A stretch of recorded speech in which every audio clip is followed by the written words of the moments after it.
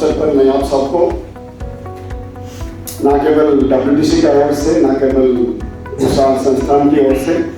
बल्कि पूरे परिषद की ओर से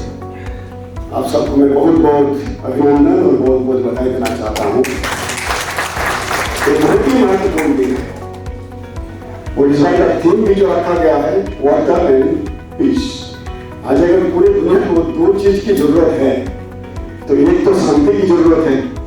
हर एक को डॉक्टर सिंह साहब ने बता दिया क्या है, और फिर पानी की जरूरत है और दोनों को मिला करके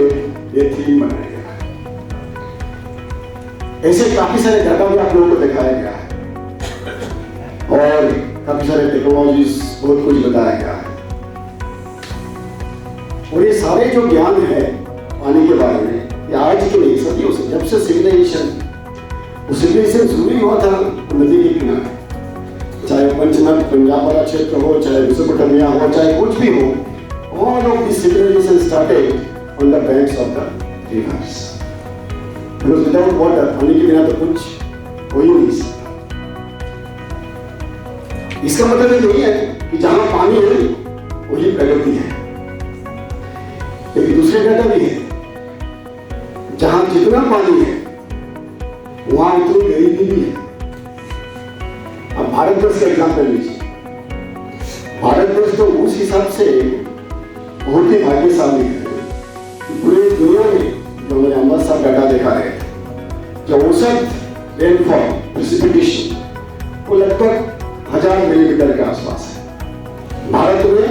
वो 1100 या उससे भी थोड़ा अधिक है। एक ही देश है जिसके नाम से एक महासागर का नाम रखा गया है, भारत महासागर, हिंद महासागर, जो कोई देश का नाम पे आगे कोई महासागर नहीं, इतना जल तो हमारे पास तीनों क्षेत्र, तीनों दिशाएं पानी ही पानी है। मुझे कहते नहीं है पूरी दुनिया का 3/4 water and 1/4 is land something, हमारा देश का तो 3/4 पानी से ही है। ऊपर जो हिमालय है सबसे ज्यादा पानी तो उधर ही है। तो फिर हमें प्रॉब्लम किस बात की, लेकिन ये इतना आसान भी नहीं है। पंजाब से लेकर के अगर आप इस साइड में चलना शुरू करें, आप देखते रहिएगा कि प्रेसिपिटेशन पंजाब से जितना पूर्वोत्तर क्षेत्र को जाएगा तो प्रेसिपिटेशन बढ़ता है और गरीबी भी बढ़ती रहेगी। Punjab 650 millimetre, Haryana 700, UP 750, Bihar 900, Jharkhand, Orissa, West Bengal 1200, 1300, 1400, Bangladesh 1500, Myanmar 1700, north east hills का जो जिसको हम कहते हैं ना सबसे ज्यादा बारिश, चिरापुंजी, मौसिया, मोर देन 3500 मिलीमीटर। तो जहां 3500 मिलीमीटर की बारिश हो वहां मई और जून महीने में चले जाइएगा, मिल जाए आपको पीने की पानी नहीं मिलेगा।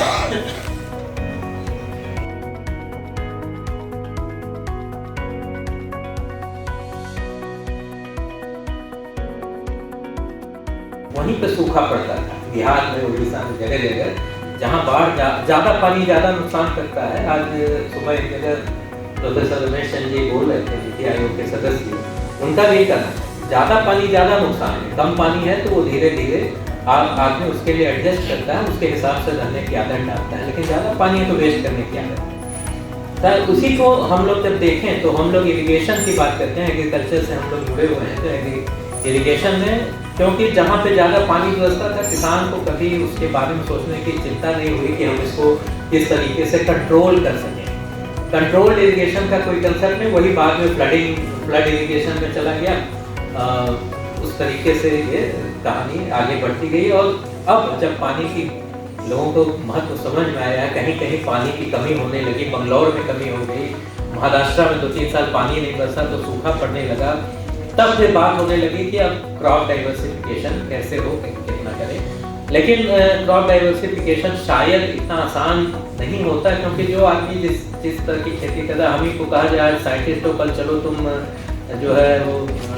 होटल मैनेजमेंट कर लो, होटल चलाने लगो, तो शायद हमें भी कई बार सोचना पड़ेगा कि हम खेती कर रहे हैं गेहूँ की, तो अब हम कहाँ से जाके, है ना, नारियल तो नहीं उगाने लगेंगे, जाहिर सी बात है। तो इस तरीके से इसको प्रोसेस को अपनाना। अब हमें पास है कि इरिगेशन का जो पानी है, ऑप्शन बचा यही कि जो पानी है उसको हम और बेहतर तरीके से, जो इरिगेशन वाटर यूज एफिशिएंसी की बात हो रही थी, उस पर हमको सोचने की जरूरत है। तो जल शक्ति मंत्रालय का आप देखिए ना उस प्रोजेक्ट को, पाइप इरिगेशन और माइक्रो इरिगेशन के ऊपर ड्रॉप मोर क्रॉप, प्रधानमंत्री माननीय प्रधानमंत्री का जो सपना ही है कि एक एक बूंद का प्रयोग अच्छे से हो, ताकि ज़्यादा से ज़्यादा उपज उससे हम लोग जनरेट कर सकें।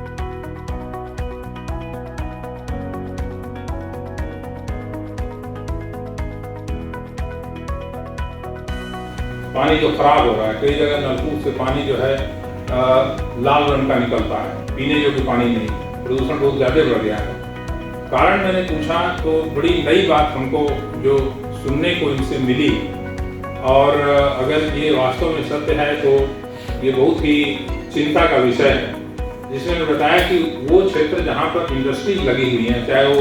कंबल की इंडस्ट्री बनाने वाली हो, चाहे पेस्टिसाइड बनाने वाली हो, चाहे पोल्ट्री की इंडस्ट्री लगी हुई है, और भी इंडस्ट्री जहाँ से वेस्ट वाटर निकलता है,